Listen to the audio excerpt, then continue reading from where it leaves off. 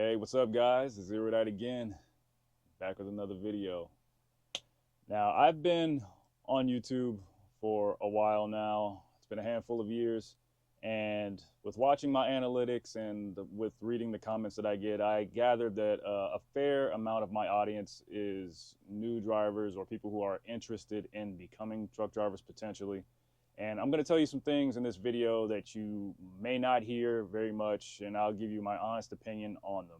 And I wanted to start off with something that you may have heard, which may have led you to, seeking my content in the first place or stumbling upon my videos. And that is that there is a driver shortage in the industry.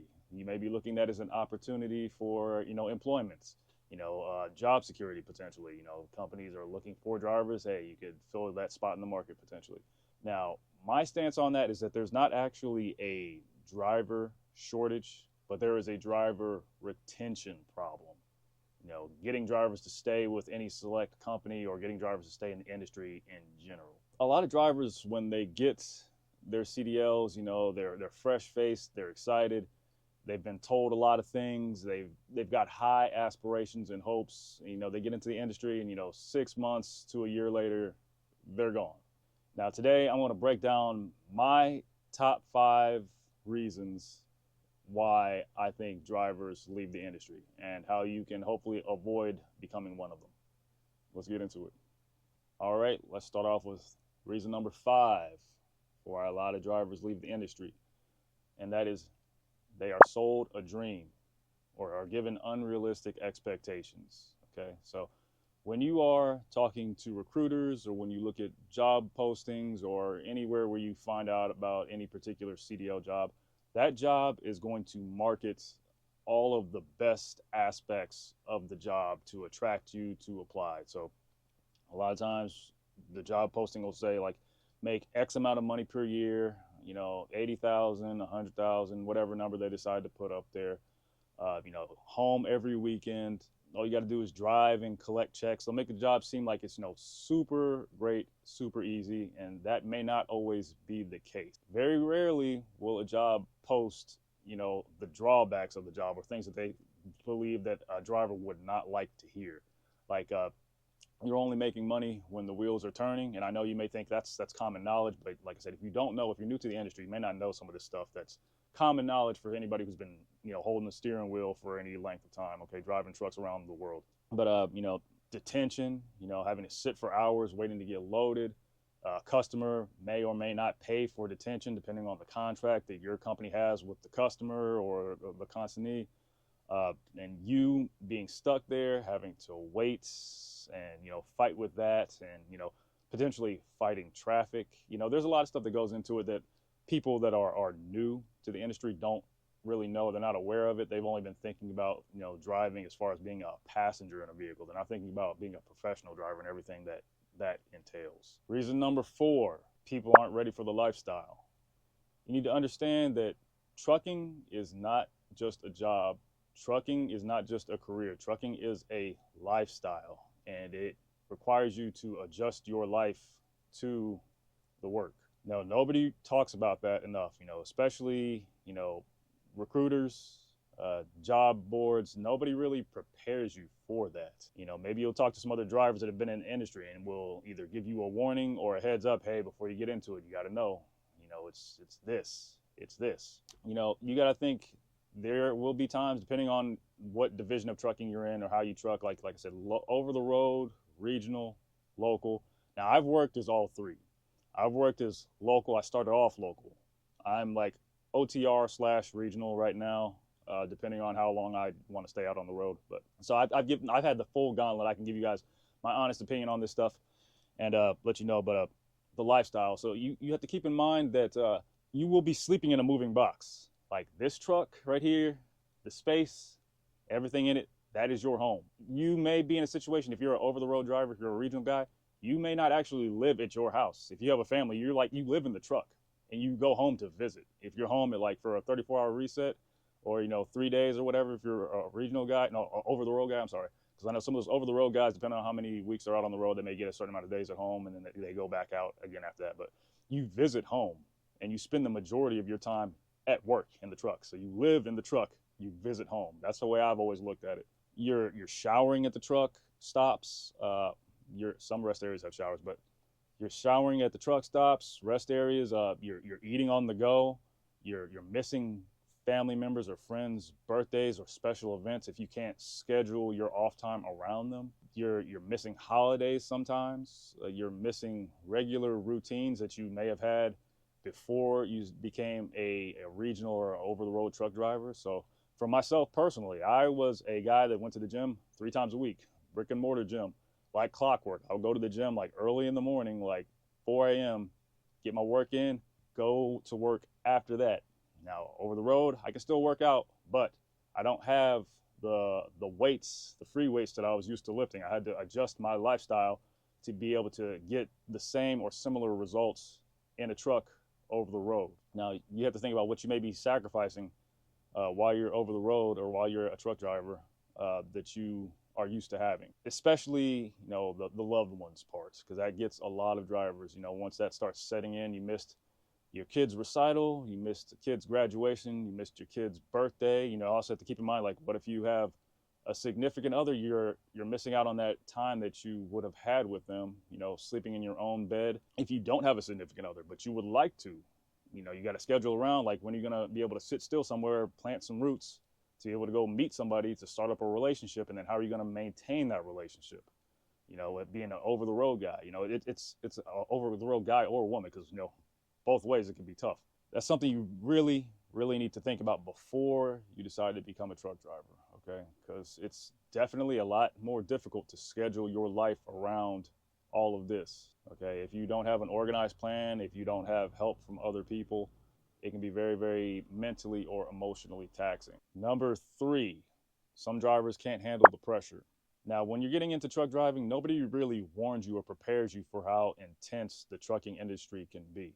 Situations like trying to back your truck into a tight space, and a dimly lit parking lot at a truck stop, or, not even lit at all sometimes.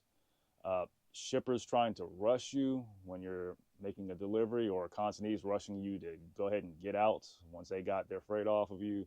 Dispatch calling up, asking, hey, what's your ETA going to be? Hey, it only takes this many hours to go from here to here. They're not the ones that are in the truck with you, seeing what's delaying you and everything, and having to talk through all of that.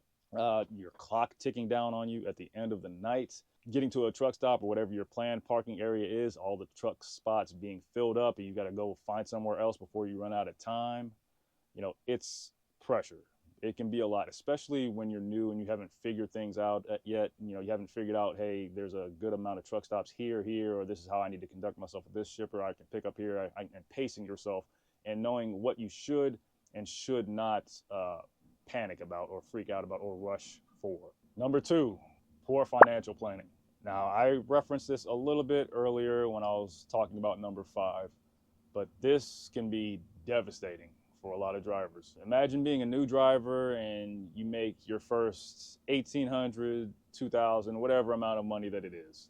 And then you go out and decide to upgrade everything that you've got, get a car note for a better car, get a bigger apartments, whatever new bill you want to add to yourself. Then the market turns in the wrong direction, or you have a breakdown, and all of a sudden you're not making as much money as you were planning to make, but you've got all these financial obligations that aren't going to go away just because your income decreased for any given period of time. And now you're trapped, okay? You're trapped, and the financial stress makes everything even worse. That next bad load that you get dispatched on is unbearable now. The time away from home feels pointless. I'm working for what? This check sucks. Like this is all that's going into your head. Like every inconvenience that you face while you're out on the road feels personal. My dispatcher's trying to screw me over. This company doesn't want to pay me. They're giving me bad loads on purpose, man. What am I here for? They said I was going to make this much money while I was here. Poor financial planning can make all of that seem like it's a tornado of everybody trying to get you, and then you got obligations potentially with your family, and them depending on you to bring money in. Like, it can be horrible if you allow it to become something like that. Income without stability equals instability. Okay, keep that in mind. something that would probably be a good idea, or at least something for you to think about. Your first year in trucking, maybe focus on eliminating debt. You've got a car loan, pay that loan off. You've got credit card debt, pay those credit cards off first. That way you don't have as much overhead taking money away from each of your checks or every month. Okay. you know, Build up your emergency fund, which I referenced in this video here. Check it out if you haven't already. It's definitely solid information for somebody who's trying to build themselves up through the trucking industry. Make your money what you want it to be, so it'll take care of you in the future. Uh, Develop your skills. Like, do you want to spend some money to go get your endorsements if you don't already have them? Use that money to do something for yourself where you're going to be able to make more money, not necessarily take away from yourself by purchasing materials that aren't going to, generate wealth, give you back or buy you back more of your time. Focus on debt elimination, wealth creation, and not lifestyle inflation. Okay? Your future self will thank you. Reason number one why a lot of new drivers leave the industry is because they failed to make a long-term plan. This is really important. It's the reason why I put it at number one is because, like, if you don't decide what trucking is for, you can be in trucking indefinitely, or you could quit on a whim if you have a bad day. You may not get the full benefit from trucking if you have never established your reason for wanting to get into it in the first place. Was trucking supposed to be, a 2-year sacrifice to stack up some money for something? Was it supposed to be a 10-year wealth building plan where you're maximizing your 401k, your Roth IRA, your brokerage account? Are you trying to put money up so that you can eventually buy your own truck and become an owner operator? Are you trying to use the money that you generate from trucking as a stepping stone to invest in something else, like a business or, buying property? What is your reason for doing it?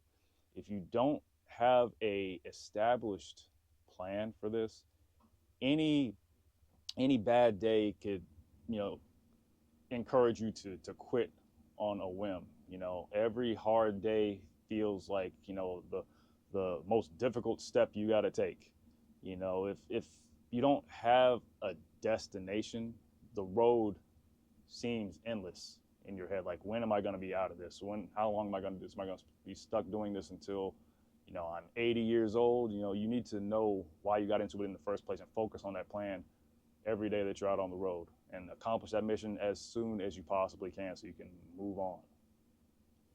When I started, I asked myself a few things.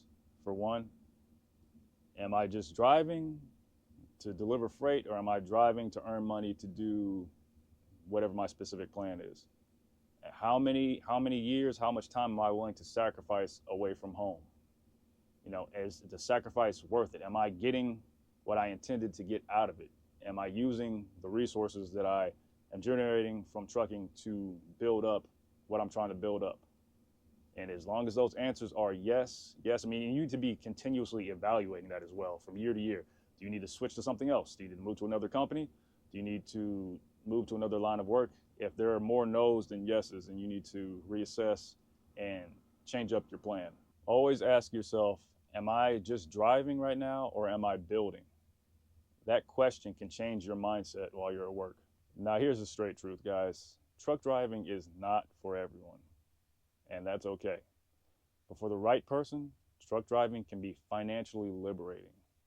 It can be freedom producing. It can be character building.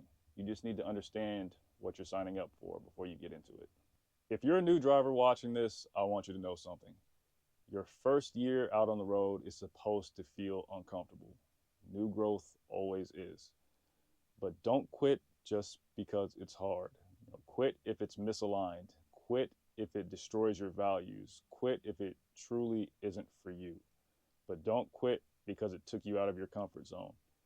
And if you've been driving for years, anybody who has watching this video, I would like for you to leave a comment below and let the other drivers know what almost made you quit, so that we can help them tough their way through this and, persevere to achieve their goals for which they came into trucking in the first place. Now, if this video gave you clarity, hit the like button and subscribe to this channel if you haven't already. And remember, don't just drive. Drive with intention and your goals in mind. Until next time, guys, I'll see you in the next one. Figure it out.